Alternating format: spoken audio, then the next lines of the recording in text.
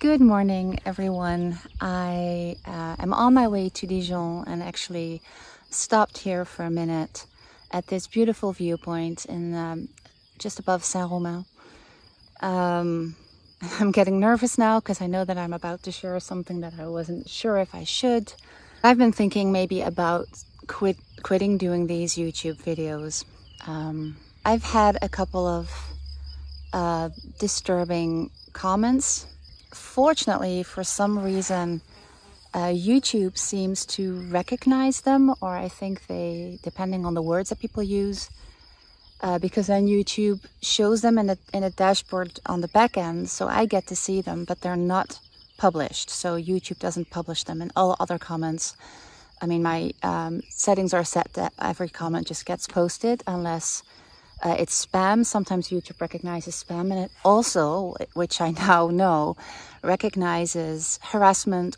I've been online since 2007, 8, 9, around that time, when the whole social media thing started for my business. This is not my first rodeo, if I can use that word, in being online, being exposed. Some people, you know, want to share everything and share their opinion on your decisions, on what you do and what you look like, and that is what the mind does. Our mind is trained to, with whatever we see and hear in a day, whatever we encounter, to look at that and form an opinion about it. Have an opinion about it, assess whether we like this or not, assess whether it's safe, whether we want to act on it or not. That is all normal. So the fact that we watch someone or something and then have feelings about that and thoughts about that is completely normal. But for me, personally, I have this rule, and I try to teach my boys to live like that. And that is that whenever you see something, and you will have an opinion about everything and everybody that you see, but then before you speak out, check 3 things. Is it true? Is it respectful and kind? And is it helpful? Is it serving anything? And if it doesn't meet all these 3 criteria, then just don't say it. Just don't say it. And this, I mean, I see sometimes something on YouTube, people talking about France in a way that I go, well, that is actually not true at all. Or they're saying like, I'm in Normandy, and they're not in Normandy at all. I could reply and say, you're not in Normandy, you know, but why? Is that kind? Is it respectful?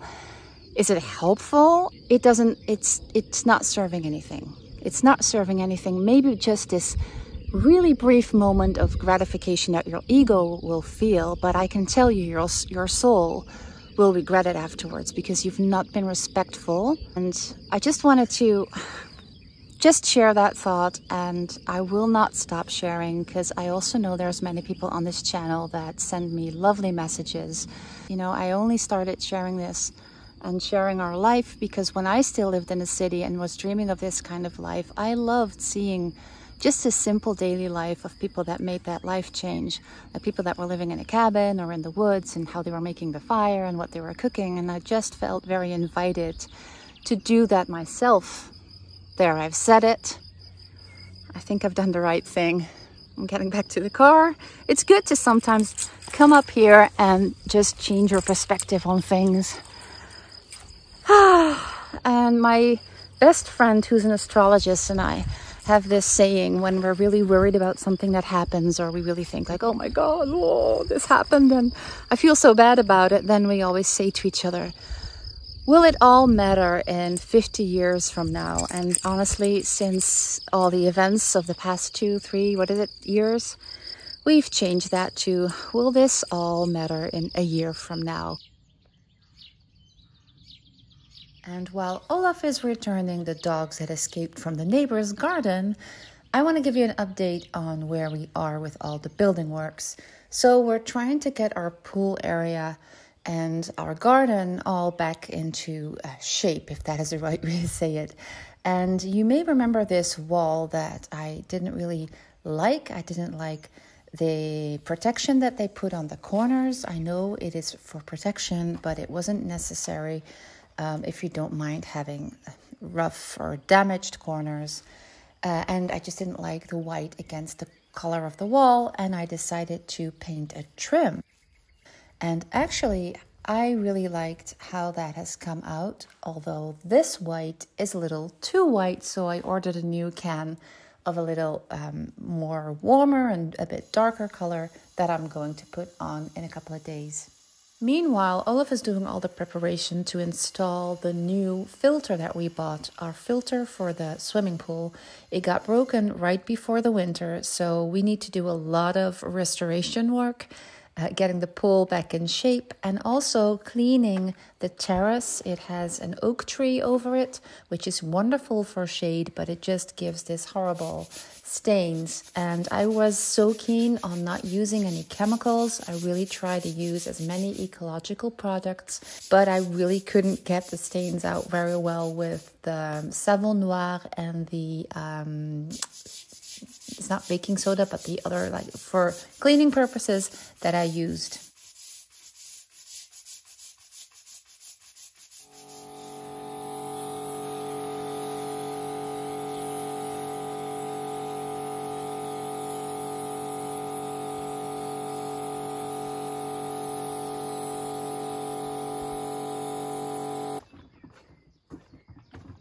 The paint came in really quickly and I'm so happy. I put on this warmer color and I really love the result. I'm going to put some nice flowers and it's just looking so much softer and friendlier, exactly what I wanted.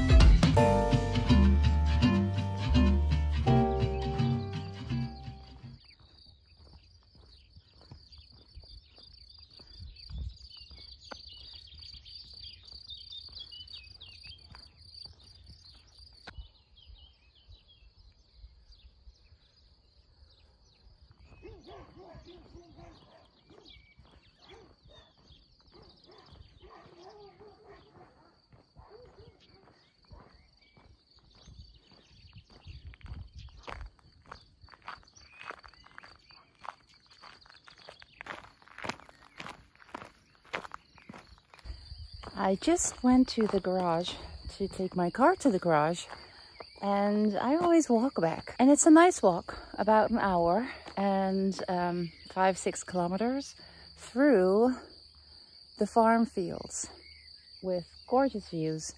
And we always recommend it to our guests because there's in the tiny little village where the garage is, there is also a coffee and tea place. And I wanted to share something that I didn't really realize until I started walking, that it might be interesting to share that with you. And that is the way that you greet people in French. Of course you say bonjour, but the French have the habit that you may have heard of kissing when they meet. Even a man will kiss me, 2 kisses where we live on the cheek. In some parts of France it's 3 or 4. Here it's 2. And that is when you, I don't really know what the rules are, but in general I would say when you know each other a little better, then like when you've befriended each other, then you'll kiss. But for example, in our village, when we were introduced to everybody, this was before COVID, of course, everybody would just give us 2 kisses. Even children. So children are taught that it's polite to kiss someone that you're close to or that you, these were our neighbors, so we were kind of surprised. And I know that my youngest son doesn't like it at all, so he's never done that. He's like, I'm not going to do that. That's not what we do in the Netherlands. In the Netherlands, you'll give 3 kisses, 1, 2, 3, to close friends or family. In France, and I've worked for a French company in my 20s, you would, example, also do that with your colleagues, like some of your colleagues. You won't do it with everyone. It's like saying tu or vous. So saying you, there's two ways of saying you, depending on how close you are to the person, but also depending on what you've agreed to do. So you don't just start saying tu, which is more when you're closer. You kind of have to agree. So whenever I meet someone new, that is something that I bring up at some point, or the other person will. Because if you don't, you'll keep saying vous and you'll keep saying vous forever. And there's a couple of rules, like when the other person is older, or when you're expected to have more respect for them. I don't know. That's one of the things about France. But back to the kissing. I just took my car to the garage. We say tu. And then he gave me 2 kisses, and then well, we chatted a bit, and then I started walking home, which he's always extremely surprised by, that I'm walking. Anyway, and then I was walking thinking, I don't remember ever kissing any of the garage people that I ever took any of my cars to. So that is such a typical French thing to do. One of the wonders about France that you'll learn while living here, and that you have to decode in a way to really understand how that works. Okay, I'm gonna keep walking now. Take you with me. It's so gorgeous here.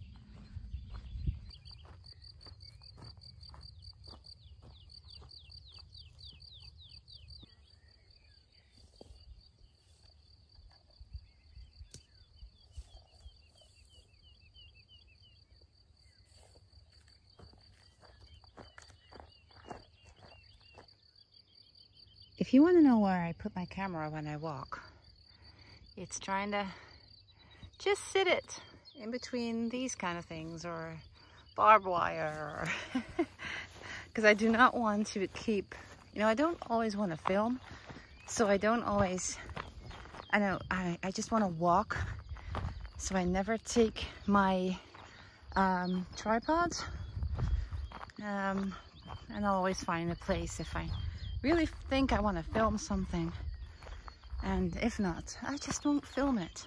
We've actually done so much work, and I've done so much over the past weeks, and I haven't filmed. Like, I haven't filmed a lot, just so I can focus.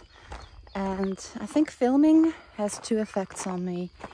One is maybe what most people, and some people also ask me, but most people will think like it's a distraction because you're not enjoying the walk, because you're filming or looking at what can I film, but maybe I have that sometimes, but I also often decide just not to film at all. But the other, and see, now I have to look to the ground because it's all bumpy. But the other thing, and I think that effect is more, that applies more to my personal situation, and that is that I actually enjoy what I do a lot more because I stand still a lot of the time to film. And I'm not a professional filmmaker. I don't worry about the frame and the light being perfect. I never pretended to be. I never said that I was a professional. So, oh, there's a fly in my ear. So I don't have to be. But I actually, since I've started doing this. I think I've seen more, in general, more of where I live, but also when I go somewhere, I look through different eyes. And not because I'm continuously trying to see what can I film, but because starting this filming has just taught me to really look at the world differently. I don't know, if you have a YouTube channel, tell me how that is for you. Wow. I don't know, you would say everything looks the same here, but I'll never get enough. I'll never get bored. Just a few tractors and birds and nature sounds. After 3 years, I still feel like it's a new experience. I still walk here thinking it's the first time I'm here.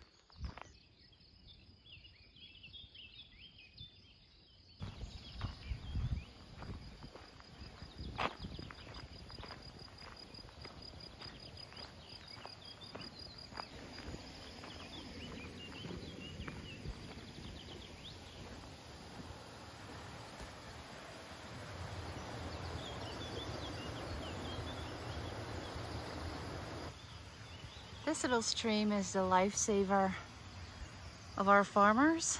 It runs all the way back up there to where our village is, which might be about maybe 2 kilometers still to go, maybe more. And fortunately, this is never dry, and we've had some really dry summers. Really complicated for our farmers because they didn't have any water they didn't have enough water for the animals. Hey, hello. Oh, hi. See? And you can't really see it. And so the farmers come to and take water from the stream. So it's running also in the farm field next to our house where the cows currently are, that I showed you, I think, in the previous vlog. And they just come with their tractor and fill up their tank so that they can give the water to the cow. I don't know how much water one cow would drink in a day, but I'm guessing I don't know, I should ask. If you know, let me know, but I think it must be at least like 10 liters or something. I know they're huge. And I probably drink close to 2 to 3 in total, with coffee and tea and water. And right there where the trees are is a crossing with a paved road, and then it leads back into the farm fields really close to our house. I think maybe it's about 30 minutes to go, because these need water.